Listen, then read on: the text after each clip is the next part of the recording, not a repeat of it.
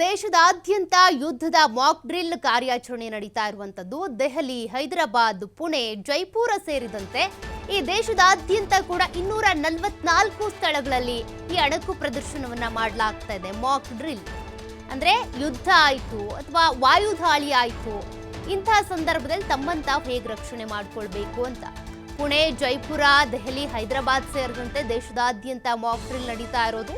ವಾಯು ದಾಳಿಯ ಸೈರನ್ ಕಾರ್ಯಾಚರಣೆ ನಡೀತಾ ಇದೆ. ಸೈರನ್ ಬಂತು ಅಂದ್ರೆ ವಾಯು ದಾಳಿ ಆಗ್ತಾ ಇದೆ ಅಂತ ಅಂದ್ಕೊಂಡೆ ತಮ್ಮನ್ನು ತಾವು ಹೇಗೆ ರಕ್ಷಿಸ್ಕೋಬೇಕು.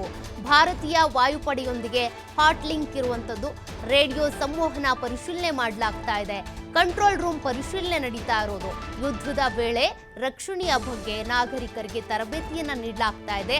ಯುದ್ಧದ ಸಂದರ್ಭದಲ್ಲಿ ತಮ್ಮನ್ನ ತಾವು ಹೇಗೆ ರಕ್ಷಣೆ ಮಾಡ್ಕೊಳ್ಬೇಕು. ಸೈರನ್ ಮೊಳಗ್ತಾ ಇದೆ ಅಂದ್ರೆ ವಾಯು ದಾಳಿ ನಡೀತಾ ಇದೆ ಅಂತಾನೆ ನೀವು ಅಂದ್ಕೊಳ್ಬೇಕು. ಆ ಸಂದರ್ಭದಲ್ಲಿ ನೀವೇನ್ ಮಾಡಬೇಕು ಅನ್ನೋದ್ರ ಬಗ್ಗೆ ಅಲ್ಲಿ ಒಂದಷ್ಟು ಕಾರ್ಯಾಚರಣೆ ನಡೀತಾ ಇರೋದು. ಮಾಕ್ ಡ್ರಿಲ್ ಮೂಲಕ ಅವರಿಗೆ ಒಂದಷ್ಟು ಎಚ್ಚರಿಕೆಯನ್ನ ಕೊಡ್ತಾ ಇದ್ದಾರೆ, ಹೇಗಿರಬೇಕು ಏನ್ ಕತೆ ಅಂತ. ಇದು ಕಾಶ್ಮೀರ ಟು ಕನ್ಯಾಕುಮಾರಿವರೆಗೂ ಕೂಡ ಭಾರತದ 244 ಸ್ಥಳಗಳಲ್ಲಿ ನಡೀತಾ ಇರುವಂತ ಮಾಕ್ ಡ್ರಿಲ್ ಇದು.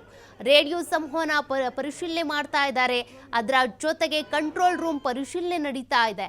ಹಾಗೇನೆ 244 ಸ್ಥಳಗಳಲ್ಲೂ ಕೂಡ ನಾಗರಿಕರಿಗೆ ಈ ಒಂದು ಮಾಕ್ ಡ್ರಿಲ್ ಅನ್ನ ಮಾಡಿ ತೋರಿಸಲಾಗ್ತಾ ಇದೆ, ಹೇಗೆ ತಮ್ಮನ್ನು ತಾವು ರಕ್ಷಿಸಿಕೊಳ್ಬೇಕು ಅಂತ.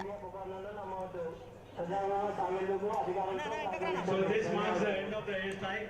There is a green signal communication center. ARM green indicate that the raiders are passed away. There are many casualties on the ground. As you can see, many people have taken shelter. The people who have taken shelter have protected themselves. ನೋಡಿ, ನೀವು 4 ವಿಂಡೋದಲ್ಲಿ ಈ ಒಂದು Mach drill ದೃಶ್ಯಗಳನ್ನ ಗಮನಿಸ್ತಾ ಇದ್ದೀರಾ. ಮೊದಲನೇ ವಿಂಡೋದಲ್ಲಿ ದೆಹಲಿಯಲ್ಲಿ ನಡೀತಾ ಇರುವಂತ ಅಣಕು ಪ್ರದರ್ಶನವನ್ನ ನೀವು ಗಮನಿಸ್ತಾ ಇದ್ದೀರಾ. ಯಾವ ರೀತಿಯಾಗಿ ದಾಳಿ ಆದ್ರೆ, ಯುದ್ಧ ಆದ್ರೆ ಆ ಸಂದರ್ಭದಲ್ಲಿ ತಮ್ಮನ್ನು ತಾವು ಹೇಗೆ ರಕ್ಷಣೆ ಮಾಡ್ಕೊಳ್ಬೇಕು ಅಂತ. ಇನ್ನು ಪಕ್ಕದ ವಿಂಡೋದಲ್ಲಿ ಹೈದರಾಬಾದ್ನಲ್ಲಿ ನಡೀತಾ ಇರುವಂತ ಮಾಕ್ ಡ್ರಿಲ್ ದೃಶ್ಯಗಳನ್ನ ನೀವು ಗಮನಿಸಬಹುದು. ಹಾಗೆ ಪುಣೆಯಲ್ಲಿ ಆಗ್ತಾ ಇರುವಂತ ಅಣಕು ಪ್ರದರ್ಶನದ ದೃಶ್ಯಗಳನ್ನು ಕೂಡ ಗಮನಿಸಬಹುದು. ಮತ್ತೊಂದು ಕೊನೆ ವಿಂಡೋದಲ್ಲಿ ಜೈಪುರದಲ್ಲಿ ಆಗ್ತಾ ಇರುವಂತ ಈ ಮಾಕ್ ಡ್ರಿಲ್ ದೃಶ್ಯಗಳನ್ನ ನೀವು ಗಮನಿಸಬಹುದು.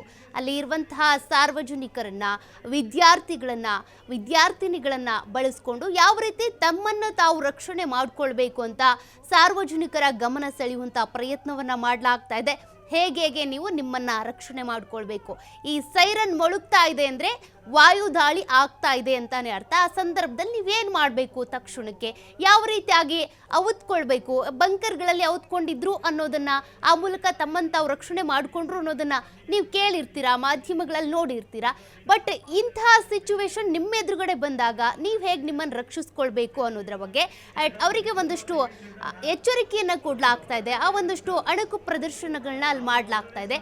ದೆಹಲಿ, ಹೈದರಾಬಾದ್, ಪುಣೆ, ಜೈಪುರ್ 4 ಕಡೆಯ ಅಣಕು ಪ್ರದರ್ಶನದ ದೃಶ್ಯಗಳನ್ನ ನೀವು ಗಮನಿಸಬಹುದು.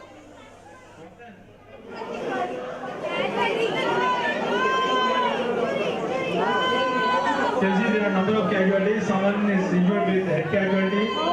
Someone are injured on the legs. Someone has been injured on the